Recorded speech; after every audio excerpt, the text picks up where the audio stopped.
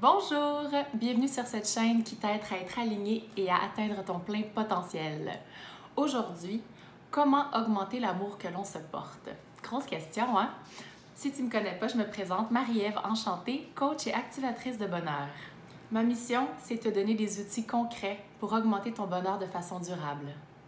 Si la vidéo te plaît et que tu penses qu'elle pourrait aider d'autres gens, partage-la, ça me rendra un grand service et tu peux même commenter en bas si tu as envie. Alors, pourquoi ce sujet aujourd'hui? Pour moi, l'amour a toujours été quelque chose autant de tangible que de très vaporeux. L'amour que je me portais longtemps a été peut-être de 4, 5 sur 10, donc quand même bas. Et au cours des dernières années, j'ai trouvé quelques outils et trucs pour me permettre de l'augmenter. Puis il y en a un d'entre eux que j'avais envie de partager avec toi. Donc c'est ce qu'on va faire aujourd'hui. Je te propose un exercice pour augmenter ton amour de soi. Alors, l'exercice, en fait, est très simple. Je te demanderai pour les prochains jours d'être en pleine conscience des phrases et des mots que tu te dis dans ta tête. On a tendance à se parler, hein, on entend toujours des petites voix. Puis à un moment, moi, j'ai porté attention à une de ces voix-là, puis cette voix-là était très méchante envers moi. Elle me disait des choses que jamais j'accepterais que quelqu'un me dise et que moi-même, je ne dirais jamais à personne. Mais cette voix-là répétait ces choses-là, que je n'étais pas assez bonne, pas assez belle, pas parfaite.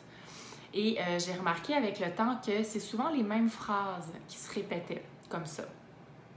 Alors, l'exercice que j'ai envie de te proposer, c'est concernant ces petites phrases-là pour aller les enrayer une fois pour toutes. Alors, quand tu vas entendre ces petites voix-là, comme je te dis, c'est un travail à faire peut-être pour la prochaine semaine. Soit tu peux inscrire des notes dans ton téléphone ou peut-être même prendre un petit calepin avec un papier. Perso, j'aime bien écrire à la traditionnelle. Donc, quand tu vas entendre ces voix-là te dire des mots ou des phrases qui sont négatives, écris-les.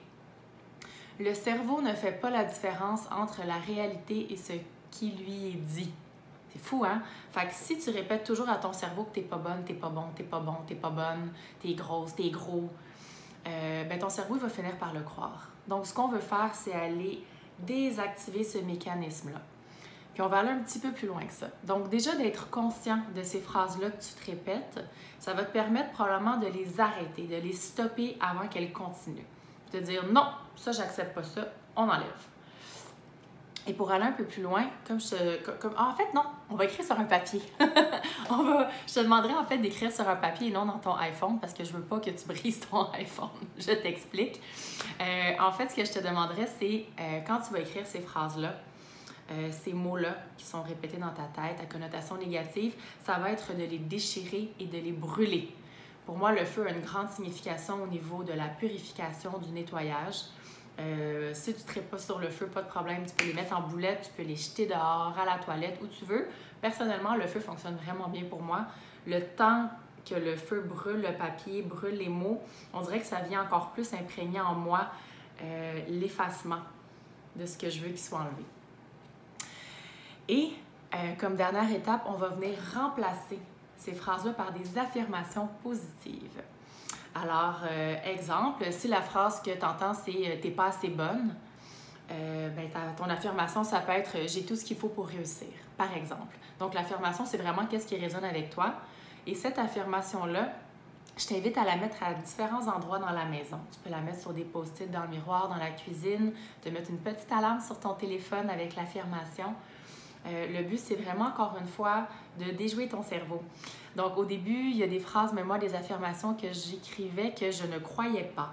Donc, même les lire dans ma tête, je me sentais un peu comme un imposteur parce que je me disais, ben non, c'est pas vrai que je suis comme ça ou c'est pas vrai que ça ne fonctionnait pas, ça résonnait pas. Mais j'ai continué. Donc, au début, je les disais dans ma tête. Ensuite, je les ai chuchotés. Après ça, j'ai été capable de les dire à voix haute. Puis finalement, j'ai même été capable d'être dans le miroir et de me dire mes affirmations. Donc, c'est là qu'on veut se rendre, que tu sois capable de croire qu'est-ce que tu as écrit. Comme tu croyais qu'est-ce que la petite voix disait de façon négative, j'aimerais que tu puisses croire les belles choses positives qui s'émanent de toi. Alors, c'est un exercice que tu peux faire. Je t'invite à prendre peut-être 2-3 affirmations, phrases à la fois. Puis au fur et à mesure, tu vas voir cette petite voix-là, moins tu lui donnes de l'attention, bien moins sa voix porte. Donc, elle va disparaître tranquillement. Personnellement, je l'entends presque plus.